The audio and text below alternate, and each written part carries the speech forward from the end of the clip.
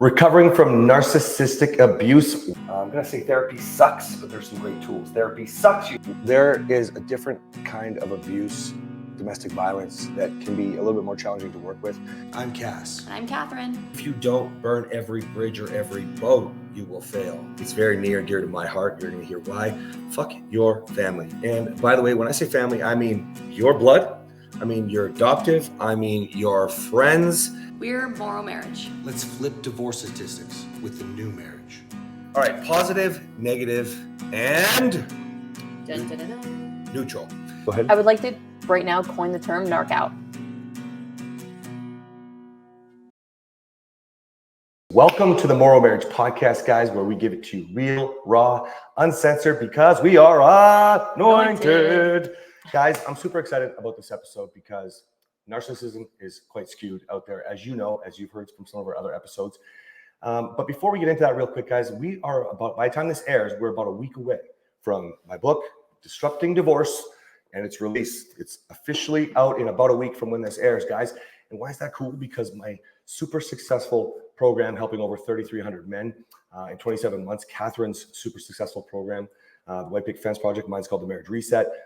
Guys, this is just the condensed written version of a program that costs a lot of money, which, by the way, we're giving away for free at the time of this recording. You'll have to check with us. But we are doing that right now because we're trying to experiment with some different ways as Disrupting Divorce comes out.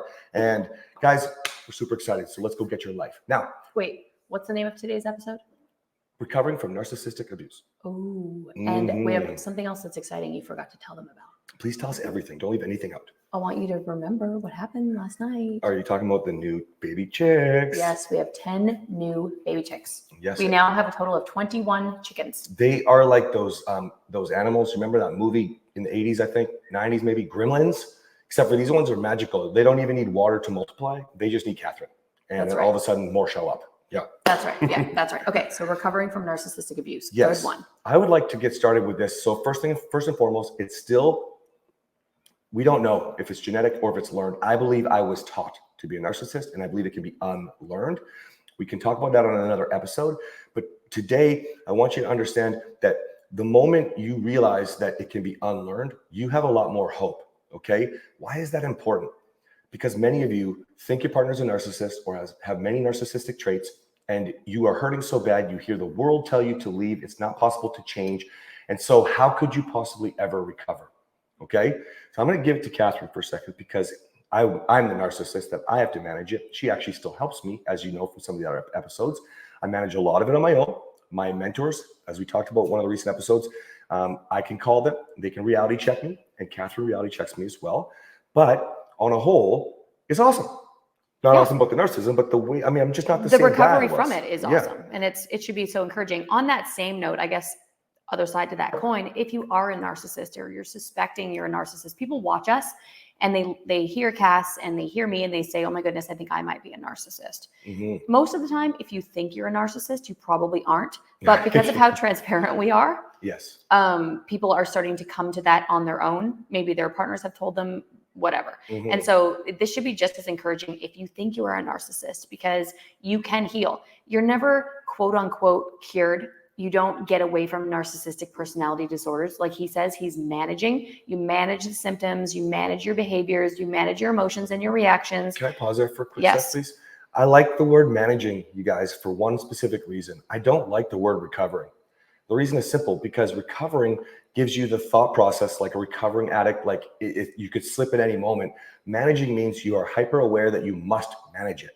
Okay. Yeah. So if you're recovering, it almost gives you this complacency where you're like, I'm in recovery now, I'm good. Whereas you're managing, it's something that you're managing every single day, remembering, hey, you wake up and say, this probably isn't what he says to himself in the morning, but hey, don't forget, you're a narcissist. That's right. Right? Control your emotions, reactions, and behaviors today. Well, maybe I should start doing that. Actually. Maybe. Yeah. So whereas when you're in recovery, you're like, think about recovery from drug abuse or alcohol abuse, and you say, I'm in recovery.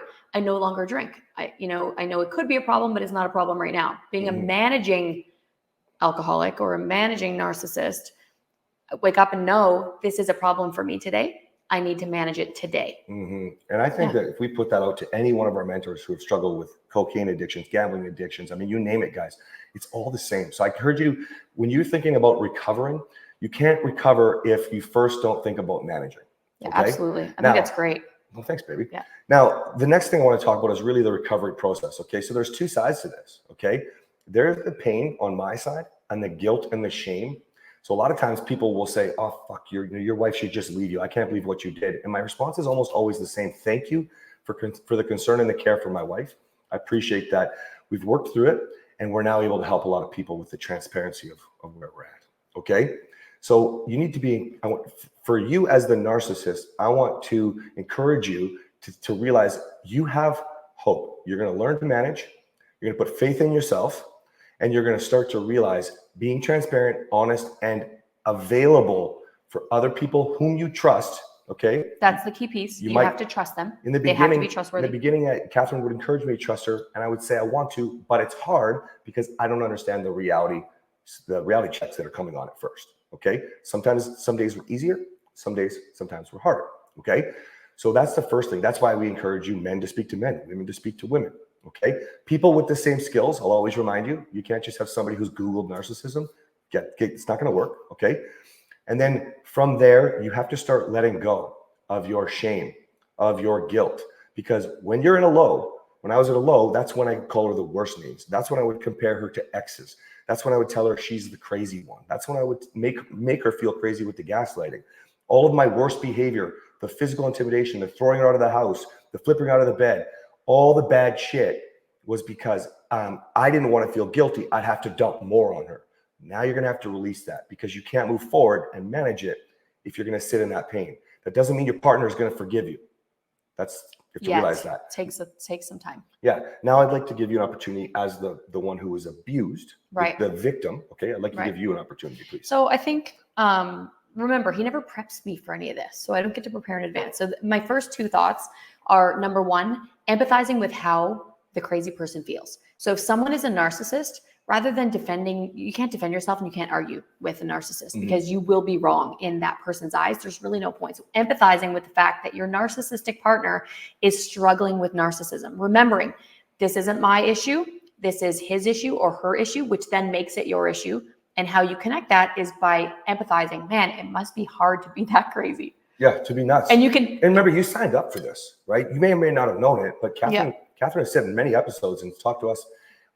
Talk to me about it. Talk to us. My multiple personalities. But talk to me many times. And us she would collectively say, on the podcast. That's right. And she's told everybody openly, there must have been something wrong with me to not see his behaviors. So she married a man with problems. We don't just throw the guy away, the woman away. Okay. Right. Because we're not perfect, ladies. Even if you think that it's all your husband, it's never all your husband or your wife. Or vice versa. Yeah. So the first thing is empathize with the crazy person. Because when you can realize that it doesn't feel good to be crazy, and I'm sorry that I'm calling it crazy, but you can admit when you're in your it's a high reality, low, it's a freaking roller coaster. It's not real life. So if you're living in an alternative reality, to me, that's crazy. And banana. You have to accept that if you want to recover. And you have to empathize with it. You have to empathize. You can't just say you're crazy, screw you. You have to say to yourself, okay, he's crazy right now. This can't be good. He must feel out of his mind, but you don't get crazy with him. So that's the first thing. Side note though, guys, this works even if you don't deal with narcissism. Just deal with two people angry, selfishly taking care of their own self, defending themselves. You're riding your own little high and low, okay? And you're attacking and you're gaslighting and you're doing all stuff typically as well. Yeah, okay? Nobody wants to be crazy. Nobody wants to feel that way. No crazy person would choose that, that I know of, unless they're really deep and they're crazy. So the other side of it is that as the person that was abused, you need to start, I call it standing in your own strength, remembering that if your partner has alternative realities, it's possible that you might, but odds are you don't. Most people don't have alternative realities. You just have different perceptions and perspectives. Right. And so recognizing that there's so much strength in knowing that your reality is reality. You can't let the gaslighter, the narcissist, tell you what's right. Yeah. Right? Like he used to say to me, why do you get to say, why do you? And I was like, well, because I do, quite frankly. Like I just get to say it because my reality is real. And that's not how you should have the conversation. I've grown since then, empathizing with his emotions, not his behaviors. And so going back to the second part, so empathizing, and then on your side, standing in your strength, recognizing that you are correct. And it doesn't mean you're right all the time. I'm not trying to say that because I'm not right all the time. But when he's in one of his delusions, I know that I'm not in the delusion. I can't get sucked in, and I can stand strong in knowing he's going to come out on the other side of it. We're going to be okay. He's going to be okay. This is something that we can recover from. And just knowing that you can choose what boundaries you set. You can choose what you enable. You just remembering your own strength, because what happens with a narcissist is they strip everything away. You're not strong. You're not confident.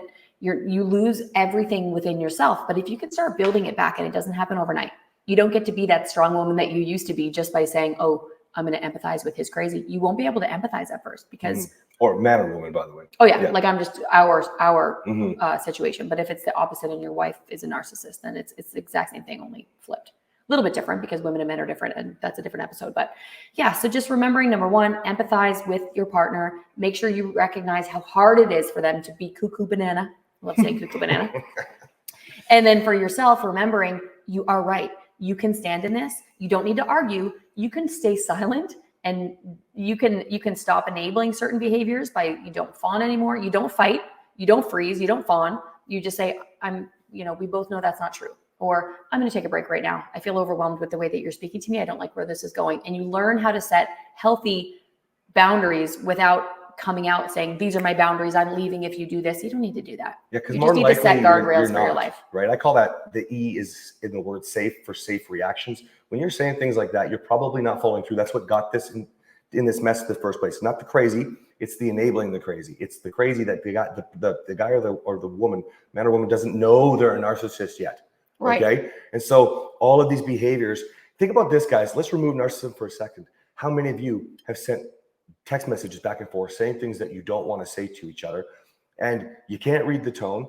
You don't understand what's going on. You say things a little bit more gaslighting. Let's say you always, you never. Okay. Like, you have to understand, remove the crazy for a second. We all act crazy when we are enforcing boundaries we don't intend to follow through. We're defending ourselves and all this shit, which brings me to the finale here of how you recover, whether you're managing or you're the victim.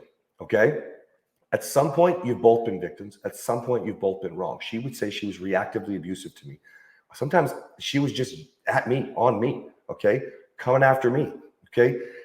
He deserved it. Just kidding. Yeah. It was my turn. Just kidding. But here's the thing. If you truly want to recover, okay, the first thing you have to realize is, if you're just going to sit there and say they're never going to change, now you're gaslighting them anyways, and you might as well go call a fucking lawyer. And I'm taking that very personal. You either want to heal or you don't. That's correct. Okay. I believe that he could change, and so he did. That's right.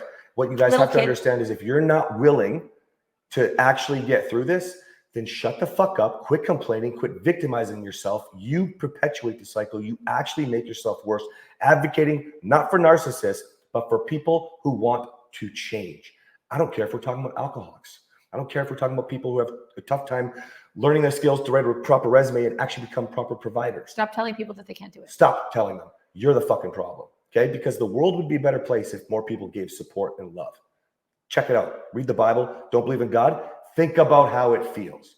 That's me standing on my soapbox for a second. That was a good soapbox. I was going to say, little kids, if you think about, if your child says he wants to be a doctor, do you say, no, you don't, you're too stupid? No, you say, okay, let's work on your math. Amazing. You're going to be a doctor. I love that about you. And if that's not how you react to your child when he says he wants to be a doctor and he's not good at math, you have some work to do. But this it's a good example, because a narcissist, even though they come across aggressive, even though they come across violent and dangerous, really there's a vulnerable little child in there that was told he couldn't be a doctor and that he was too stupid or something like that. That's right. And you know what? Kathryn realized long before people even understood what narcissism was.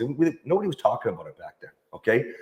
Kathryn realized if he was capable of the love bombs, he was capable of love. And at the time, I used to always say I was put on this planet to love. Now I truly understand why. I had to learn how, but it's there. Okay, so that's my first thing. I'll get off the soapbox, and I'm just going to talk to the victims for a second.